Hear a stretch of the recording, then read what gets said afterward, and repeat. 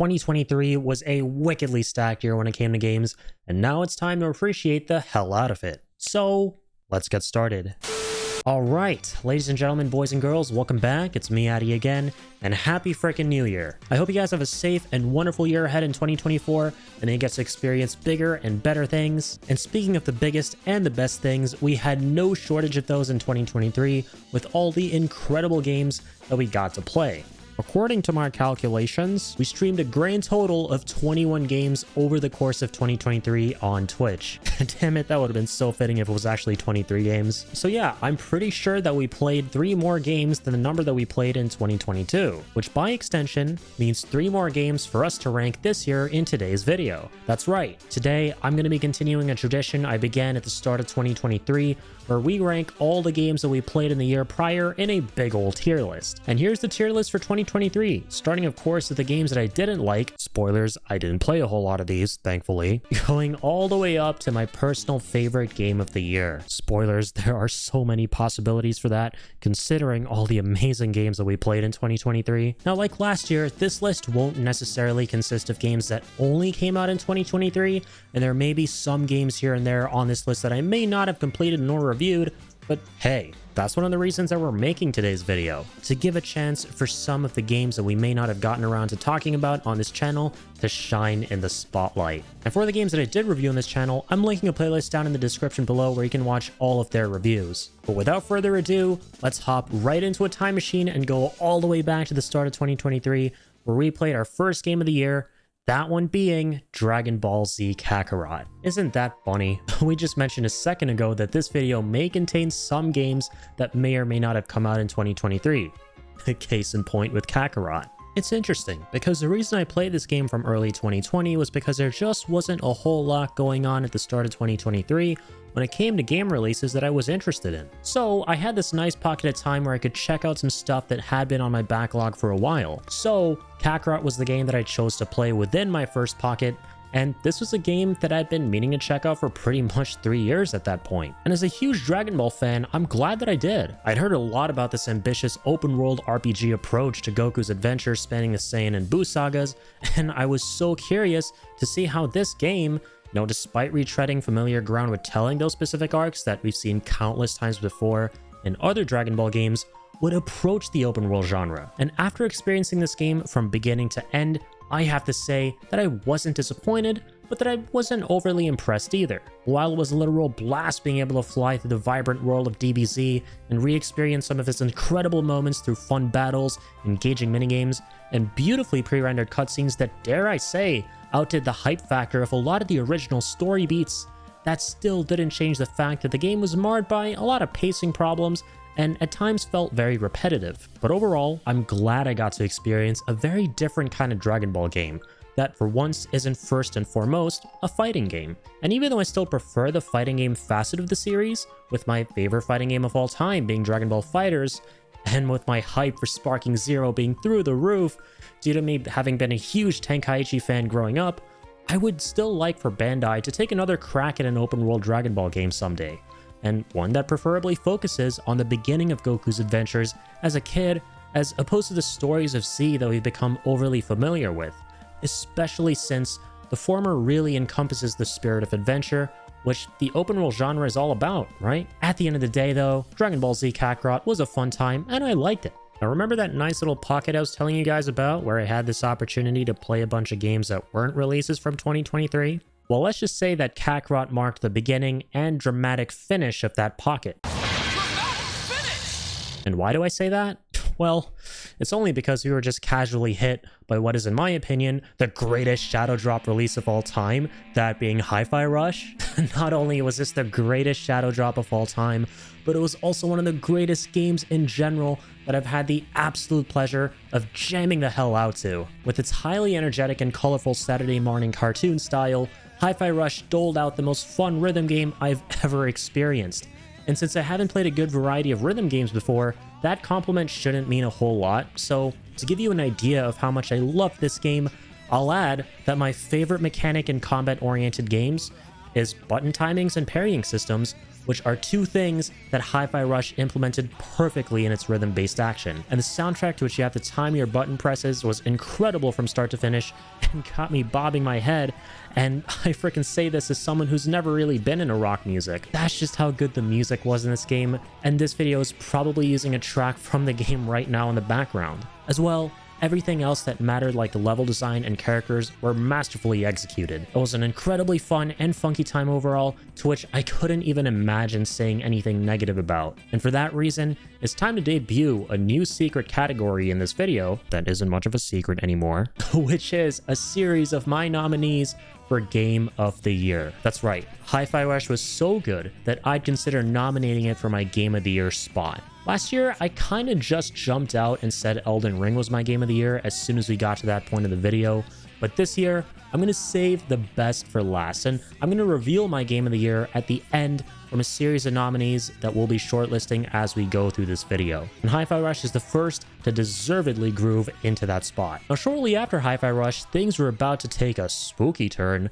and for a good little while at that, since we skedaddled right on into the remake of Dead Space. Now, I never played the original Dead Space before, and had heard a lot of good things about it over the years, so I was pretty stoked to check out the remake that had just come out, especially since I wanted to prepare myself for more horror games that I knew I'd be playing shortly thereafter, which we're gonna get to in a bit. But Dead Space Remake?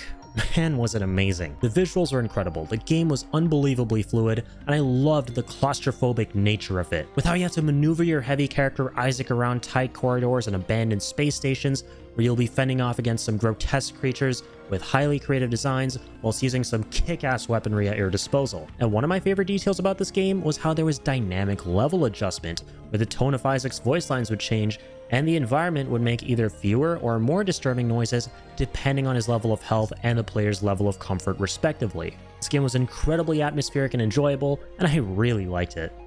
Now, like I said earlier, I was preparing myself for more horror-centric experiences to follow by playing Dead Space Remake, and I wasn't kidding, since right after we finished it, we went right into Resident Evil 4, but the original. And that's because A, I had never played this legendary game that's considered one of, if not the best horror games of all time, and B, I was excited to check out its remake, which was about to release pretty imminently at the time. Now, I'll admit that going into the original Resident Evil 4, I was expecting an experience that, while enjoyable, would be something I'd get more fun out of had I played it closer to when it came out back in 2005. But boy oh boy, how wrong I was. For not only did I enjoy this game as much as most contemporary releases, but even more than some. And that's because this game was clearly ahead of its time in so many ways, and rivaled even most modern releases in its general mechanics and level of polish. The enemy AI is one of my favorite examples. It really blew me away with how sophisticated and responsive it was to my actions. And through the campy action movie energy in this experience,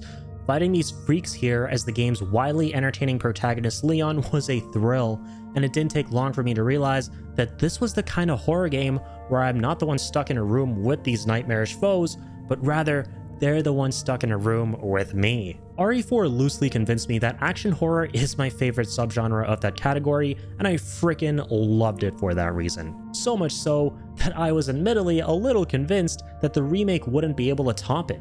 But that would eventually change. But before that would change, my level of confidence in action horror being my favorite type of horror would change as well. That said, when we finished Resident Evil 4, it wasn't time just yet to be able to play the remake, even though we did get to experience the awesomeness that was its demo. So I figured the next best way to hype up the incoming remake of Resident Evil 4 was of course by playing the remake to Resident Evil 2, which directly precedes Leon's story in RE4. Now granted, this wasn't my first time playing through Resident Evil 2 Remake, but it was my first time featuring it on stream and also playing way more of the game than I initially did. My first run of RE2 Remake was back when it came out in 2019, and it was my first time playing anything Resident Evil related at all. Admittedly, I was a little too easily spooked by horror games back then, so the most I played was Leon's portion of the story, but not Claire, since RE2's shtick is that it allows you to experience the narrative multiple times through the perspective of both its main characters. But upon my return to this game in 2023 on stream,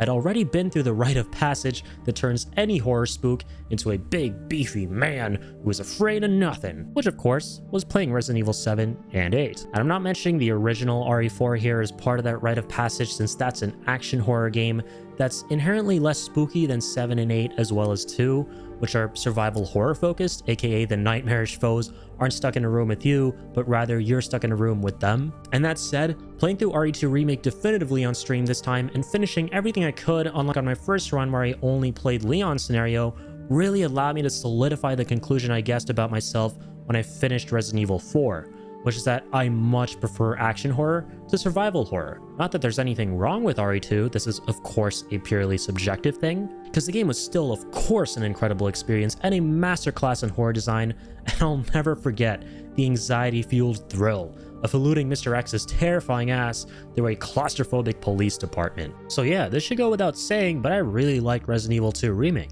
And seeing how well the remake to RE2 managed to pull off survival horror, I was so eager to see how well the remake to RE4 would pull off action horror. And good thing for us, we wouldn't have to ponder that question for much longer, since not long after my playthrough of RE2 Remake, RE4 Remake was finally upon us. And once again, boy oh boy, how wrong I was about doubting even a little bit that this remake would be able to top the original. I'll start by saying that preceding the release of its remake, there was a valid argument to be made that Resident Evil 4 didn't need one, with the biggest testament to that being how well it had aged, given that people like me were able to thoroughly enjoy almost every aspect of it almost 20 years later. And that being said, I think the greatest compliment I can give Resident Evil 4 Remake is that it quelled that thought. And not because it revealed problems with the original, but because it managed to accomplish a seemingly impossible task, which is making a near-perfect game even better. With the remake, I not only got to re-experience the joyride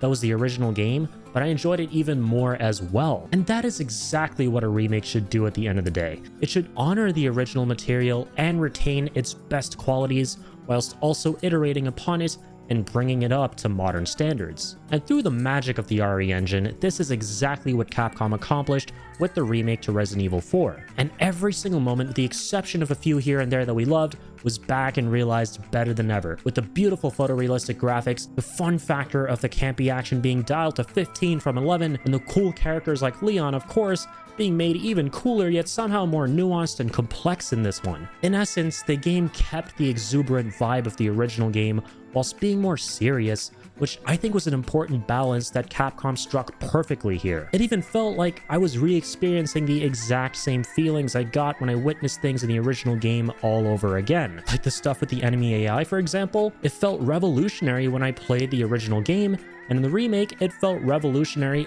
all over again since it was so much better. And the cut content from the original, which didn't impact the game negatively at all, and if anything in my opinion, actually improved its pacing, still managed to fit in here within the game's highly enjoyable Separate Ways DLC, to which unfortunately I didn't have the time to play the original DLC that I heard was improved dramatically by the remade version. So all in all guys, Resident Evil 4 Remake was a hell of an experience from start to finish, even during the multiple replays of it that I went through, and it is absolutely a nominee for my personal game of the year. I played Resident Evil 4 Remake so much and ended up getting all achievements for it, so by the time I was done, notwithstanding of how much I adored the game, it was time to move on to something that changed things up a little. And conveniently, this was around the time that Star Wars Jedi Survivor came out, so that's what we played. Now, I played the predecessor to this one, that being Jedi Fallen Order, back in 2019, like with RE2 Remake, so when Jedi Survivor rolled around, I was happy to experience the sequel, and I enjoyed getting to see the continuation of the main character Cal Kestis' story, which is probably the only arc that I currently like in Star Wars at the moment, since these days I generally don't have a lot of hype for the franchise. And it was nice to see Jedi Survivor deliver a satisfying follow-up to Cal's journey, and ultimately left me eager to see more. But that still didn't stop me from having a fairly mixed opinion on the game, mainly due to its shoddy performance issues on launch and its poor level design, specifically when it comes to traversal. Despite these flaws though, the combat more than carried the experience and was an improvement in every way over the first game. Lightsaber fights felt as satisfying as always, the new battle stances were insanely cool and fun to mess around with, and the boss fights were really epic. So ultimately, despite its issues, Jedi Survivor was a game that I liked. And then it was time to repeat the process of hyping up one of my most anticipated games of the year, that being Tears of the Kingdom, by playing its beloved predecessor that is 90% of the reason why so much hype was spawned for this game, with the other 9% being the fact that this is the Zelda franchise, and the remaining 1% being Link. I'm talking about this Link right here. that's Link. And the beloved predecessor in question was The Legend of Zelda Breath of the Wild. I had probably played this game over 10 times over the past 6 years that it's been out, and so I figured why not play it for an 11th time and by finally streaming it too. So that, my friends, is exactly what we did. Now listen, there's probably nothing that I can say here about one of my favorite games of all time that hasn't been said about a million times in the past or the little over half a decade that it's been out, and sometimes actions speak louder than words. So here's me patting Link, who's named after Link, on the head, and putting Breath of the Wild in the I freaking love this game spot, to give you an idea of how much I love this game and franchise, and to also set a baseline for how hyped I was going into its sequel, Tears of the Kingdom. And by the time we finished our playthrough of Breath of the Wild, the kingdom from which tears would pour had at last arrived. And I, my friends, was overjoyed, not only because my most anticipated game of 2023 was finally out, but because it surpassed the hype that I had for it. Nintendo essentially took every little aspect of Breath of the Wild, which was already a masterpiece in my eyes, and iterated upon them with Tears of the Kingdom. And I think the best way to describe how the game approached this is by reiterating something I said in my review video of it, which is that Breath of the Wild was all about reintroducing players to the world of Hyrule, allowing them to familiarize themselves with this expansive and awe-inspiring new take on it, and Tears of the Kingdom was all about letting players go wild with their creativity in this world, now that they were more than familiar with it. So in a sense, Breath of the Wild was about exploration, and Tears of the Kingdom was about construction. Now, I don't want to get as crazy as I did while building all the insane wacky contraptions and vehicles in this game to re-explore the Hyrule I knew and loved from Breath of the Wild, so I'll keep this part kind of short. And if you don't want to see the short version, I recommend you check out my full review. Tears of the Kingdom not only emphasized an insanely imaginative, impressively bug-free, and adventurous style of play through its building mechanics, but it also somehow managed to retain that essence of exploration that its predecessor had by featuring brand spanking new areas on top of what we already knew from the last game. Of course, the Skylands were to be expected, were a big part of this game's marketing, and were every bit of fun to work through as we all imagined they would be. But what was wholly unexpected were the depths under Hyrule, which encompassed a pitch-black world full of terrors that was oh so fun to work through, and probably one of the best surprises I have ever experienced in a game. I think I've already mentioned every little reason why I loved this game in my full review, and the fact that I'm starting from the top again and that I can't help it should be a testament to how much I was enamored with this game, and how much of a no-brainer it is when I say that it is absolutely a nominee for my Game of the Year spot. Now, it's worth mentioning here that since that review video, there was some news that came out about how Nintendo didn't plan on doing any DLC for Tears of the Kingdom, which is kind of a shame since I was really hoping for that. I thought it could be a really cool idea to expand on the Skylands and give us a really big chunk of it to explore, kind of like at the start of the game. But nevertheless, I cannot wait to see what Nintendo does next with the franchise, especially considering how they've mentioned that they plan on rebooting it once again in the future. And knowing how magical of a continuity was spawned by Breath of the Wild, I'm all on board to seeing how Nintendo reinvents the series once again. But anywho's, The Legend of Zelda is one of my favorite game franchises ever, and Tears of the Kingdom made me love it even more. Enough said. Now here's where things get interesting. After Tears of the Kingdom, we swooped right in to Final Fantasy XVI, which I'd say was my second most anticipated game of the year after Zelda. But whereas Tears of the Kingdom not only lived up to my expectations but even surpassed them, I can't really say the same thing for Final Fantasy XVI. I'd say the game fell a little short of them. Now, before I say anything more, don't get me wrong, I still think it was a very good time overall. In fact, not long before this game came out, we played the demo to FF16 alongside that of Lies of P, which we're gonna get to shortly. But my god, with the demo of Final Fantasy XVI, I don't think I'm alone when I say this.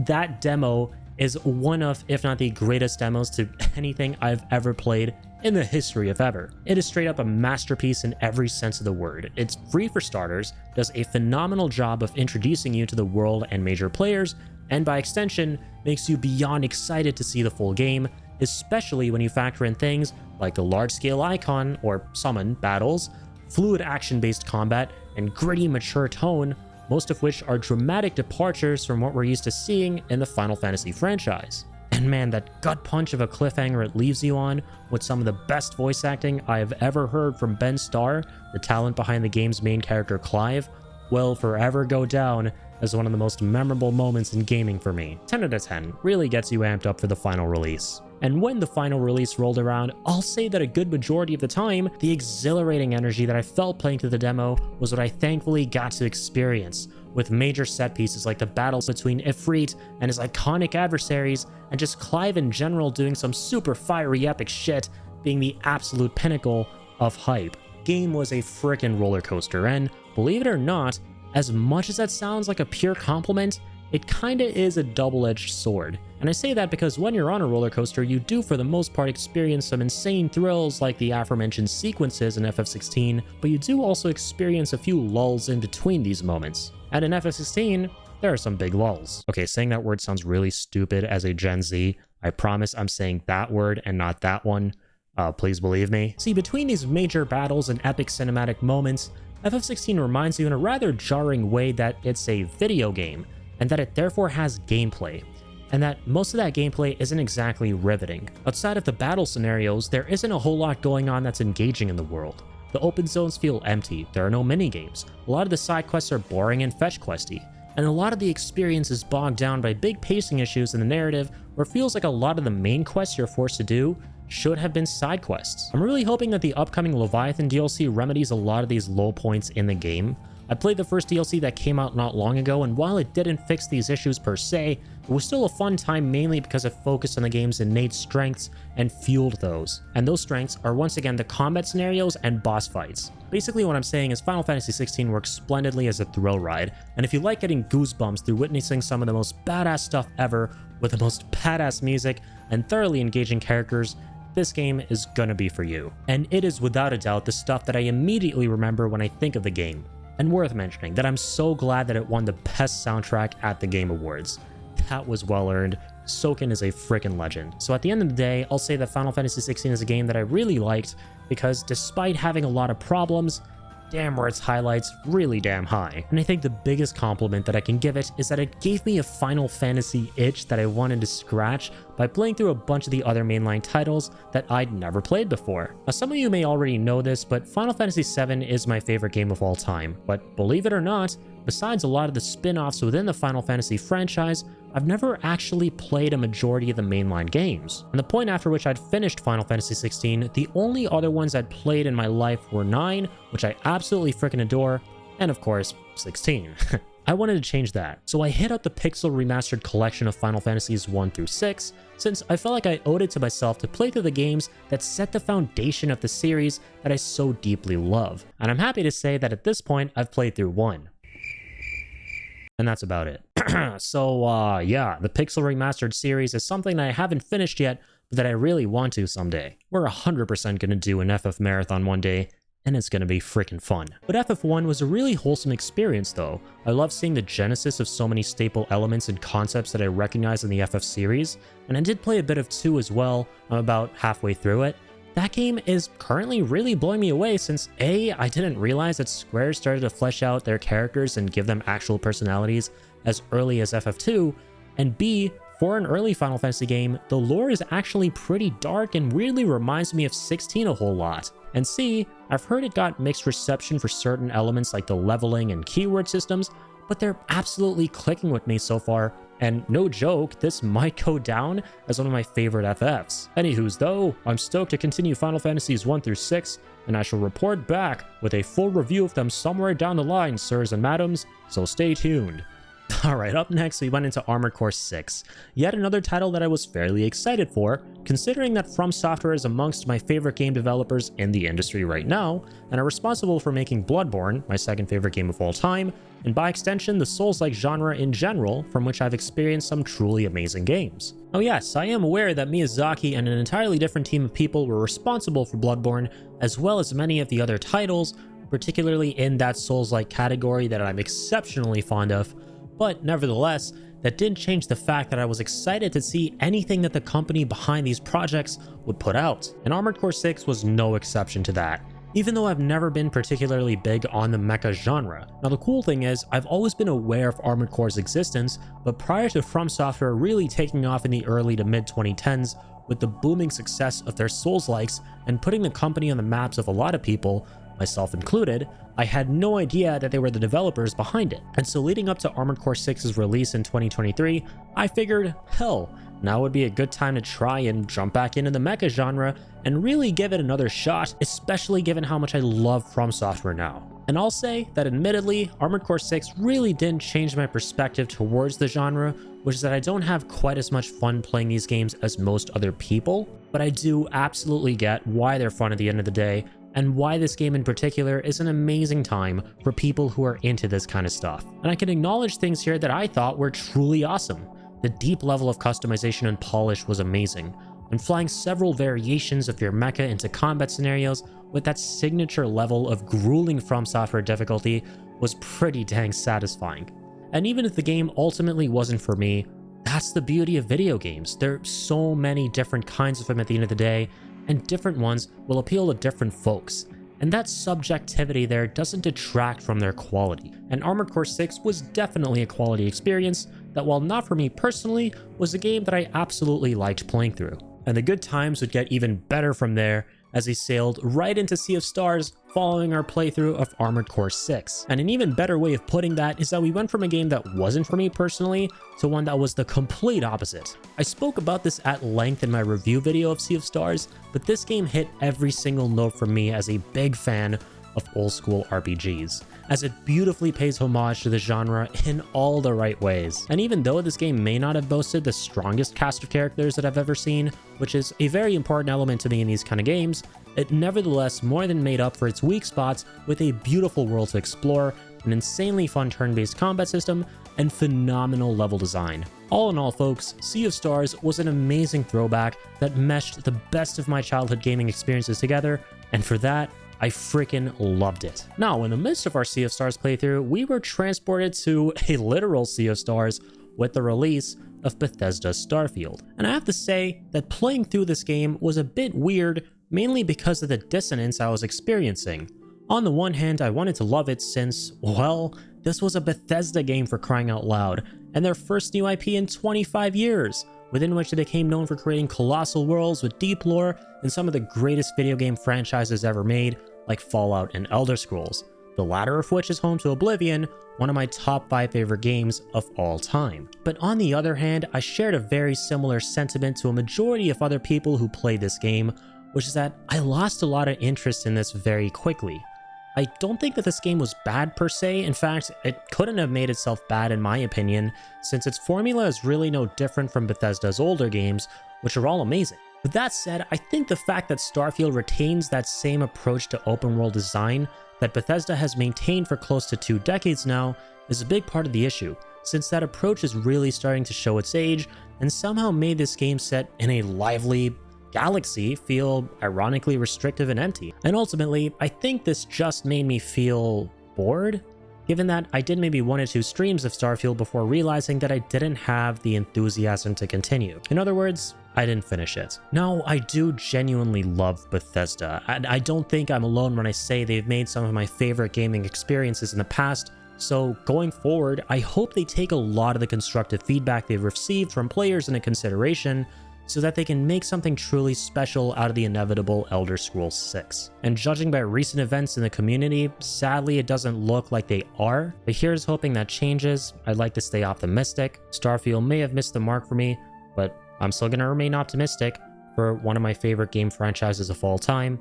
I'm still gonna remain optimistic for the Elder Scrolls 6. Now up next, after Starfield, we proved that the finality in our Final Fantasy playthroughs in 2023 was not, in fact, final, considering that we tried out Final Fantasy VII Ever Crisis. Once again, FF7 is my favorite game of all time, and I consider it a crime not to play something FF7 related at least once every year, regardless of what that thing may be.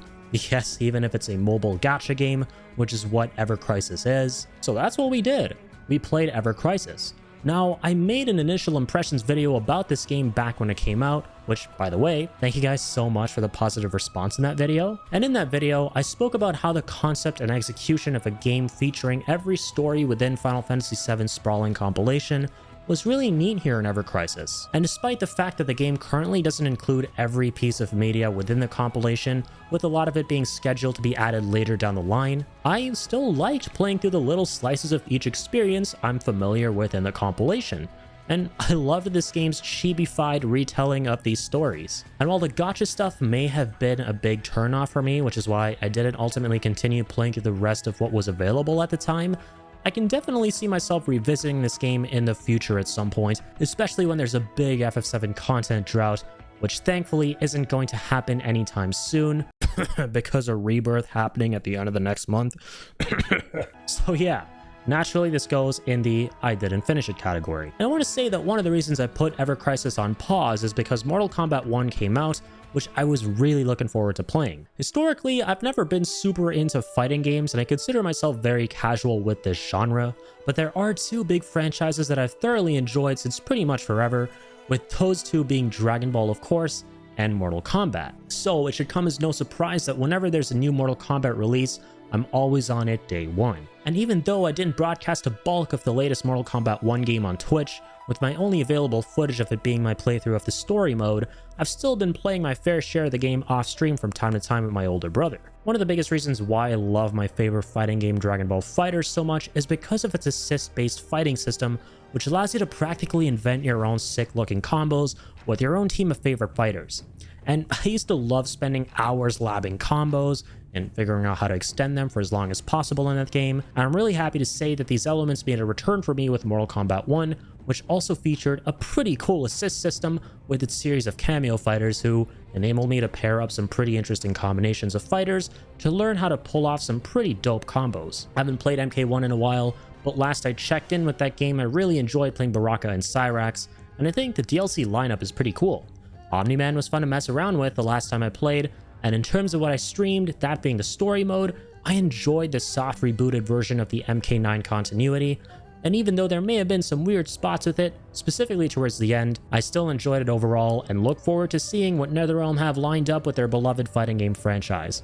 I'll say that I really liked Mortal Kombat 1. Then, not very long after Mortal Kombat 1, it was time to take on the role of Penny Chalamet as we entered the dilapidated city of Krat in Lies of P, which turned out to be an incredible experience. When I played the demo to this game back in June, I thought it was pretty alright. My first impressions of it were pretty solid, and I was fairly confident that this was shaping up to be the best non-From Software Souls-like out there, but it hadn't quite clicked for me yet. But man, once I sunk my teeth into the full release in September, it more than clicked alright, and I couldn't shake the feeling that I was playing the greatest marriage of my two favorite From Software games ever, those being Bloodborne, of course, and Sekiro. And even though the game's parrying system, in my parrying aficionado opinion, wasn't quite on the same level as that of Sekiro's, it still felt largely satisfying nonetheless, alongside everything else in this package. The highly refined world building, level design, music, boss fights, and general design gimmicks that were unique to this game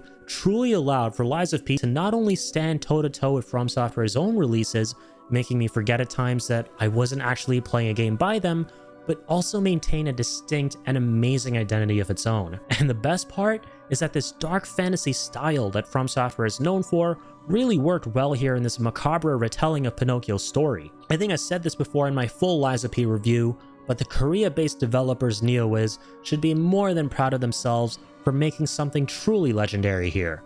And I cannot wait to see what they do next, especially due to the ending of this game, which teases something really extraordinary. This should go without saying, but Lies of P absolutely is a nominee for my 2023 Game of the Year spot. And it seemed like we were on a roll here with playing these awesome games in 2023, since hot on the heels of Lies of P, we hopped right on in to Super Mario Bros. Wonder, which was yet another truly wonderful game. Get it? Wonderful? See what I did there? Okay, the pun was bad enough in the full review. I should probably stop now. I talked about this in my review, but the Mario franchise has always had a special place in my heart, and I have a lot of nostalgia associated with the 2D side of the Mario franchise, with the last one I played being New Super Mario Bros. On the DS, which I thoroughly loved growing up. So to see 2D Mario return in such a spectacular, trippy, and wonderful way, pun not intended this time, I swear, was such a treat. From beginning to end, I couldn't wipe the grin off my face as I played this game, and I truly love the fact that whenever there's a new Mario game, there's such a perfect blend of staple gameplay elements that fill us with nostalgia, and jaw-dropping new iterations that breathe new life into an already beloved experience. And the fact that every level in this game makes you perpetually re-experience that feeling of awe due to the wonder seeds that constantly change things up and surprise you in all sorts of weird, wacky, and exuberant ways is truly wonderful. I'm not apologizing for using that word this time. I'm putting Mario Wonder in my nominee spot. It really was that amazing. And hey, even though we may have played as Luigi in Super Mario Bros. Wonder, we still couldn't elude Mario's energy, and I say that because we jumped right into the Mario RPG remake as soon as we were done playing Mario Wonder. And I thought, dang, playing through Mario RPG was going to be a hell of a fun experience given that A, I freaking love Sea of Stars, which took a lot of inspiration from this game, and B, I'd never played the original game before, and to be honest, didn't even know that the original existed until not long before this game's release. And that second part there made me more than excited given that I now knew that my favorite Mario game of all time, Mario & Luigi Superstar Saga, was actually based on something I had never experienced. And now I was about to experience the remake to that something, and I really liked it. No, that's actually where I'm going to be putting the game on my tier list, in the I really liked it spot. See, Mario RPG was a really fun time from start to finish that combined the classic gameplay elements of the old school Final Fantasy games with all the embellishments within the world and aesthetic of the Mario series. And with the exception of a couple of performance issues, which I forgot to mention in my original review, as well as some of the puzzles which I felt could have been implemented a little better, I thought this was a really fun time from beginning to end. The visuals were splendid, the interactive combat felt really good, and levels were a joy to traverse, just as they should be in any Mario game. So yeah, this game was a fun time. And you guys know it wasn't a fun time. The Walking Dead Destinies.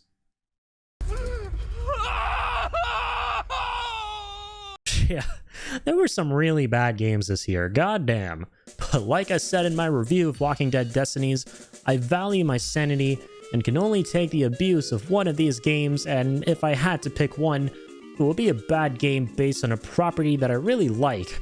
At least that way the pain would be fun bad pain and not bad pain, right? Well, let's just say it started that way and ended the other. The other thing being bad by the time I was done. Yeah, no thanks. No thank you. No thank you, let that be it. I think I'm good. I think we're good. I didn't like this game, and that's an understatement. And thank God that we didn't end 2023 on that note, and that we instead got a godly palate cleanser with God of War Ragnarok's free, and I'm going to be stressing that word a lot, free DLC. My God, literally, my God, I am so glad that we ended 2023 on such an amazing note with this. I honestly want to call this a game, considering how expansive it was for a free DLC. And before we talk about it, can I just say how awesome of a borderline shadow drop it was? Just 5 days prior to its release during the Game Awards ceremony, during which Christopher Judge, Kratos' voice actor, made that epic slam dunk on Modern Warfare 3's campaign. That was some badass stuff, especially considering how freaking good this DLC ended up being. And I'm so excited to talk about this game with you guys in this video, since I never ended up giving this one a proper review. So God of War Ragnarok's Valhalla DLC. It's basically an epilogue to Kratos' story in the base game that came out over a year ago now. And that game was a masterpiece and a close second to my favorite game of that year, Elden Ring. So I was not surprised in the slightest that Ragnarok's DLC here was nothing short of masterful as well. And not only is this objectively a very high quality polished gaming experience considering the price point of a crisp $0, but it hit every single one of the notes for me personally as well. Providing closure to Kratos' journey within the Norse pantheon in an incredibly satisfying way? Check. Featuring the most fun and replayable variation of God of War's gameplay to date? Also check. And featuring the most fun and replayable variation of God of War's gameplay to date because it's masterfully implemented within my favorite gaming genre, that being a roguelike? Freaking huge check. God of War Ragnarok Valhalla is essentially what I consider one of the best roguelite experiences ever made, right up there with god dang Hades, which I never thought something could ever get even close to in terms of being a quality roguelite experience. But that's exactly what this DLC is. It takes the already immensely fun action-based combat of the base game, puts a roguelite spin on it, and sets it within an incredibly enthralling setting with an immensely satisfying narrative that factors in the roguelite element of dying and coming to life, and presents us with a thoroughly compelling narrative in which Kratos not only battles through hordes of both old and new enemies, but also himself as he attempts to reconcile with his grisly past in Greece. As usual, Santa Monica Studio preserves their gold standard for storytelling, gameplay, and cinematic beauty with this DLC, all the while taking things to the next level within this roguelite experience, which I cannot, for the life of me, figure out how they distributed for free. And the biggest compliment I can give the Valhalla DLC is something I never thought I would ever say about anything ever, and it's that I felt bad playing this for free, and I would have paid money to experience it. I don't care that this was a DLC. To me, it was on par with a full-fledged game, and in this video, we can make our own rules, right? Which is why, without hesitation, I'm actually going to be putting God of War Ragnarok Valhalla in my nominee spot. It is really that good, and I strongly encourage any of you folks out there who own the base game but haven't given this a shot yet to do so as soon as you can, because if you enjoyed the base game in any capacity, then you owe it to yourself to try this one out. Especially since, did I mention, it's totally free? Well, it's totally free. And guys, with God of War Ragnarok's DLC, we concluded yet another epic year of gaming.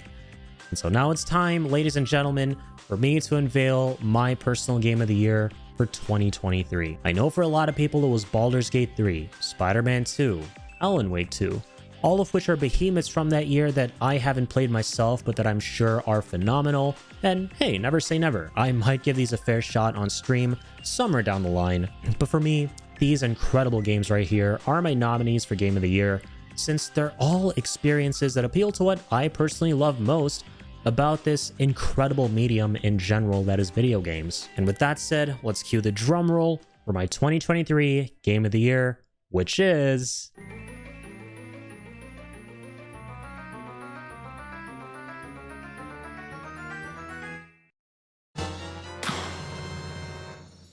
Resident Evil 4 Remake.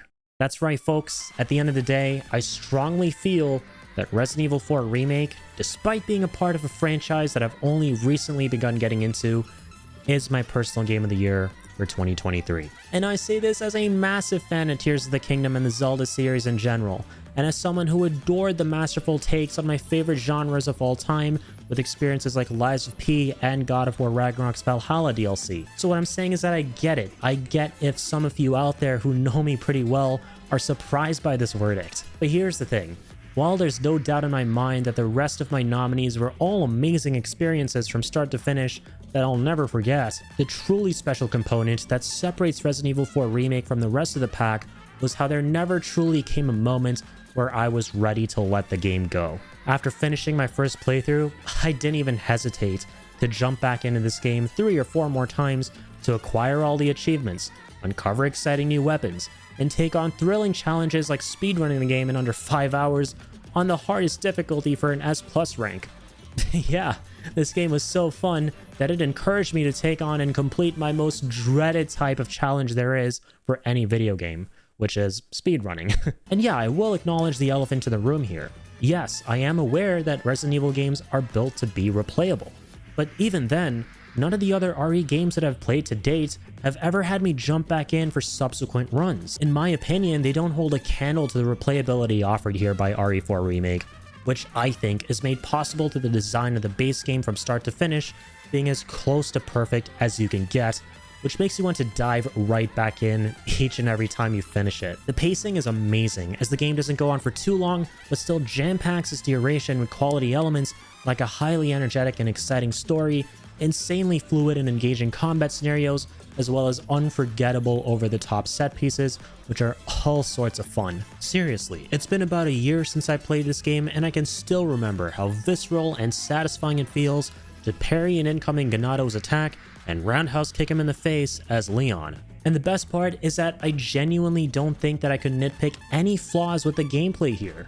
With most of the other games I listed as nominees, there were maybe a couple of small gripes I had here and there, with some of the combat mechanics in particular. But in Resident Evil 4 Remake, I don't think there was any point at which I noticed there was something clunky or unrefined that broke immersion for me. This game is the pinnacle of polish and established Capcom's RE engine as, no joke, my favorite one in the business right now. We're approaching the end of my rave now about RE4 Remake and how much I loved it. And I think that one of the most effective things that I can tell you guys to illustrate just how much this game hit all the right notes for me is by saying that I no joke think that this is the greatest remake to a game that I have ever played.